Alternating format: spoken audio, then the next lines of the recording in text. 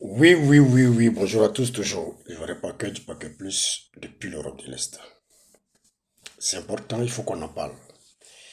Et ma vie santé, je voudrais m'adresser à deux journalistes de l'AFTV. Oui, deux journalistes à l'AFTV qui font tous les jours, je dirais, des chroniques sur la politique ivoirienne. Voilà. Et ces deux personnes, je vais mentionner leurs noms. Il y a Emma Nabois et le tonton toujours en veste, en costard. C'est à ces deux-là que je veux m'adresser. Parce que j'ai constaté ou j'ai remarqué que depuis leur débat là, oui, pour eux, tous leurs problèmes, quand on parle d'élection 2025, ils nous parlent de Gbagbo. Oui, oui, il faut qu'il y ait une élection inclusive. Il faut que tout le monde doit participer. Quelle que soit la décision de la justice ou peu importe. Ces personnes doivent forcément participer. Oui. Parce que pour eux, ça y va de la réconciliation. Mais je tiens à vous dire que le pays est déjà réconcilié avec tout ce que le président fait. Oui, de gauche à droite, au nord, au sud, à l'est, à l'ouest, sans passer par le centre. Oui, sans chercher à savoir telle région, c'est de quel parti. Est-ce que telle région, c'est pour Gbagbo? Est-ce que telle région, c'est pour le PDCI? Non, mais ils travaillent partout. Déjà, ça réconcilie les Ivoiriens. Nous voyons tous les réseaux sociaux. Les Ivoiriens sont fiers du développement, de ce qui est en train d'être accompli au pays. Oui, dans toutes les régions. Donc vous là, vous parlez de quelle réconciliation? Ça c'est un. Maintenant, moi, ce que je ne comprends pas, vous êtes des intellectuels. D'après vous, vous êtes des intellectuels. Oui, mais quand même, vous avez vécu sur l'ère Gbagbo. Aujourd'hui, vous vivez sur l'ère Alassane Ouattara. Vous voyez très bien le changement. Vous voyez très bien la différence. Oui, mais malgré ça, vous fermez les yeux. Oui, même si on est en politique, même si on est en démocratie, même si on peut se permettre de dire tout ce qu'on veut. Mais vous voulez que Gbagbo soit candidat là. C'est pourquoi? C'est pour apporter quoi à la Côte d'Ivoire? C'est pour nous montrer quoi qu'on n'a pas vu? Oui, parce que nous tous on a vécu sur les Gbagbo. On a vu ce qui s'est passé. Les routes dégradées, pas d'école, le chômage. Oui, oui, le chômage. Pas d'électricité. Le seul boulot qu'on pouvait trouver, c'est aller dans l'armée. À part ça, rien d'autre. Les nids de poules partout. Pas d'hôpitaux. Les poubelles partout. La salubrité. Pour conclure sur le Bobo Guala. Vous avez tous vu tout ça. Mais aujourd'hui, je suis étonné que des soi-disant diplômés, intellectuels, aujourd'hui, demandent qu'il y ait les élections inclusives et que Gbagbo doit participer. Peu importe son passé. Pour eux, c'est pour avoir la réconciliation. Donc pour eux, sans ça, il n'y aura pas de réconciliation. Je me demande vraiment s'il est des intellectuels. Parce qu'on connaît les intellectuels de Gbagbo, autant de Gbagbo. On connaît ceux qui ont fait la fessée et autres. On connaît comment les gens achetaient les diplômes. Oui.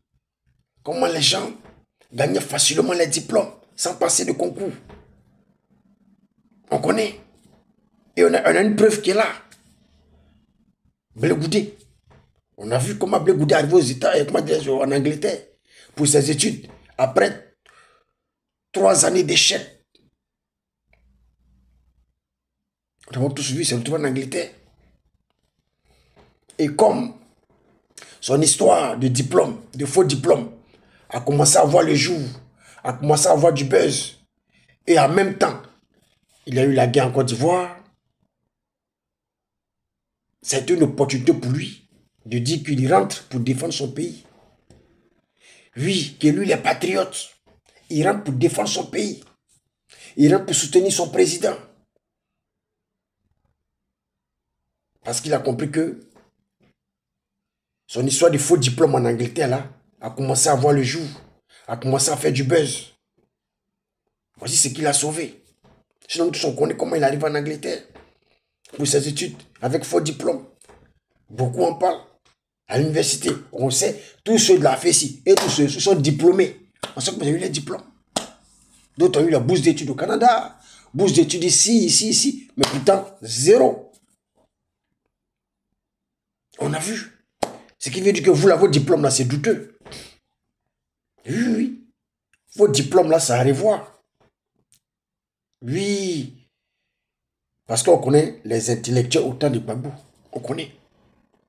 Si quelqu'un me dit maintenant qu'il est intellectuel, oui, au temps d'ado, je peux, voilà, je peux le croire. Oui, parce que tout est serré, tout est fermé, tout est bouclé. C'est pas facile. Mais au temps de Gbagbo, on connaît. Pour moi, tous ceux qui supportent Gbagbo, pour moi, c'est des médiocres. Oui, parce que Gbagbo a été vraiment d'une certaine médiocrité. Oui, oui, oui. Médiocrité dans sa gouvernance. Et on a tous vu ici. Voilà.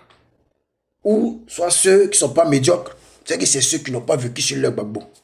Peut-être qui se retrouvaient, voilà, de l'autre côté. Sinon, tous ceux qui ont vécu leur Gbagbo et aujourd'hui, qui défendent Gbagbo, et aujourd'hui, qui veulent forcément que Gbagbo soit au pouvoir, je dirais que ces personnes-là, ils sont médiocres. D'autres, ce n'est pas intérêt. On peut comprendre. Comme Herman Aboua. On aura appris que dans le passé au temps de Gbagbo, c'était un boss. Oui, après ses études, voilà. Il a eu une grande responsabilité. Il avait tout. Oui, je peux comprendre. Lui, il vit son intérêt. Voilà. Mais pas l'intérêt du peuple. Pas l'intérêt de la nation. Chacun ne pense qu'à ce qu'il va gagner. Alors qu'aujourd'hui, ce que le président fait, c'est l'intérêt de la nation. L'intérêt du peuple. L'intérêt de vos enfants. De vos futurs enfants. De vos petits-fils. Parce que tout ce qu'il fait là, ça va rester. Ça n'ira nulle part. Il va partir, mais ça va rester. On va parler du président Ado. Oui, oui. Mais on va parler du président Gbagbo comment? Puisque quand on parle du président Gbagbo, c'est de la négativité. Puisqu'il n'y a rien qui peut définir en ce moment le président Gbagbo. Pour Bédié, le président Ado a eu pitié. Il a déposé le pont Bédié. Au moins avec ce pont-là, on sait que Bédié il a existé. Oui, on sait que le président Feu, père à son âme, Bédié a existé grâce au pont Bédié.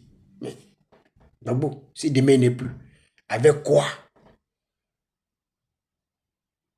Oui, avec quoi on va penser à lui? Qu'est-ce qu'il a fait qui va nous permettre vraiment de nous rappeler de lui? Ah, vraiment, il a été au pouvoir, il a fait cela. Non, rien. Donc, quand moi je vois ces deux journalistes-là, à chaque fois sur leur plateau, défendre bec et ongle l'élection 2025, une élection inclusive, Je suis vraiment dépassé. Je suis vraiment dépassé, je suis choqué. Je me dis, messieurs, là, vraiment, il faut espérer ou quoi? Il faut espérer ou quoi? Ils voient le changement devant eux. Mais on a l'impression que, vraiment, il faut espérer. Bon, je me dis souvent que, bon, comme c'est un débat, il faudrait qu'il y ait des personnes, bon, sinon qu'ils voyaient. Mais comme c'est un débat, tout le monde peut pas être d'accord, il faut jouer le jeu. Sinon, eux-mêmes, ils voient ce qui se passe. Ils voient la vérité en face. Voilà. Sinon, eux-mêmes, ils voient la vérité en face. Voilà. Ils voient qu'il n'y a même pas match même. Voilà. Ils voient que Gbagbo, c'est la médiocrité. Oui, c'est la médiocrité. Si je ne serai pas long, toujours le vrai pas que du pas que plus, depuis l'Europe de l'Est. Ciao, ciao.